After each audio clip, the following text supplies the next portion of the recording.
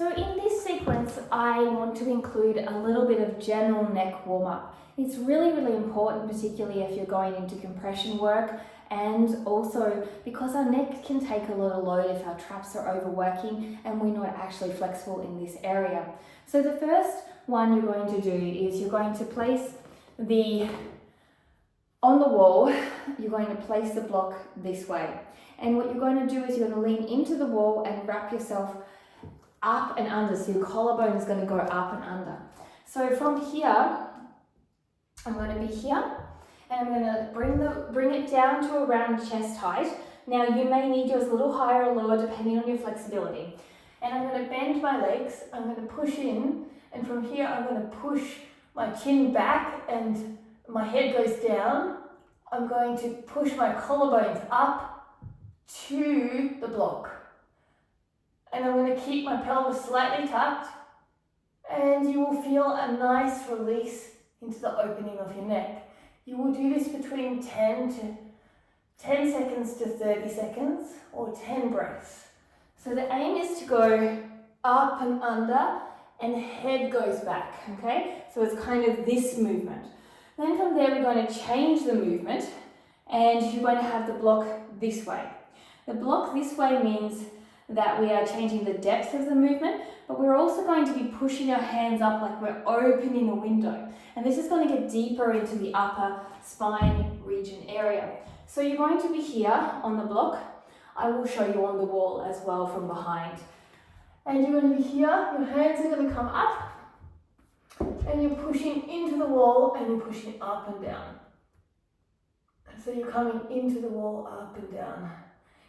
Your collarbone is going up to the top of the block, your head is going down. So from the first two that I showed you, going from behind, first the block was like this. I'm going here, and I bend down, and I'm going up and under, okay?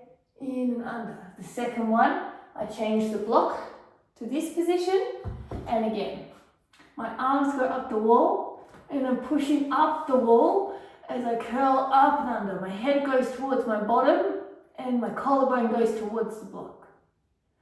So there should be no pain when you're doing this. And these two are going to really release off your spine a lot to help you to open up that upper area. Because when we do handstands, we need to close off here, but we need to open up here without our ribs opening. And finally, you're going to place the block like this, and you're going to place your elbows on the block. With your elbows on the block, you're going to scoot back, knees and hips in a line, and you're going to come down like this.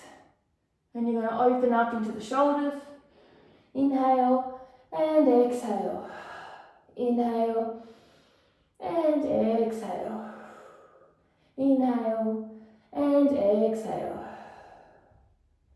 So you will do around 10 breaths or 30 seconds, and then from there you're going to place your hands on your head and you're going to push your head back, and you're going to push your glutes to your head, and you're going to come down. Very small movement, but it's going to open up deeply into the cervical spine.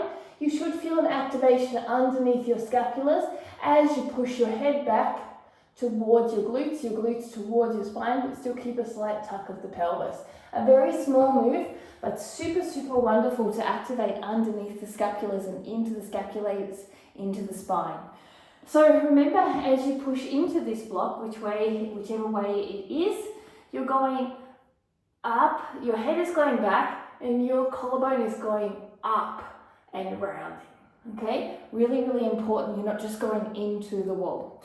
And then we want to release off the first rib. A lot of people have issues with the first rib, and a great way to prevent the first rib getting in the way is to grab a band, one that is not movable. You're going to bring it across your body, and you're going to sit on the band here. So I'm sitting on it and tucking it in so it can't move. From there, I'm going to pull this up and over and diagonal. I'm going to drop my head to the side, arms going to tuck underneath my knee, and I'm going to go 1, 2, 3, keep the chin slightly tucked, 4, 5, 6, 7, 8, 9, 10. Hold here and go 1, 2, 3, 4, 5, 6, 7. So this is releasing our first rib, which sometimes rises up when we're stretching the neck and we don't get a good stretch. Now from here, you're going to bring the arm forward, protract and retract for 1, 2, 3, 4, 5, 6, 7, 8, 9, 10. And then raising your arm for 10, 9, 8, 7, 6, 5, 4, 3, 2, 1. And you will then go to the other side. Now I know there's going to be a lot of exercises through this course in sequencing. What the aim is to work on the ones that you really need. So the ones that you are also anti of, but the ones that you know where you are tight and injured. And you place a group of them together for each sequence. You don't have to do it all. You work on them and then you swap ones out until you move on to get a little bit more advanced. So you do a couple for your warm-up, a couple for your cool-down, a couple for your conditioning, and slowly build your own sequencing. I hope you enjoyed. Namaste.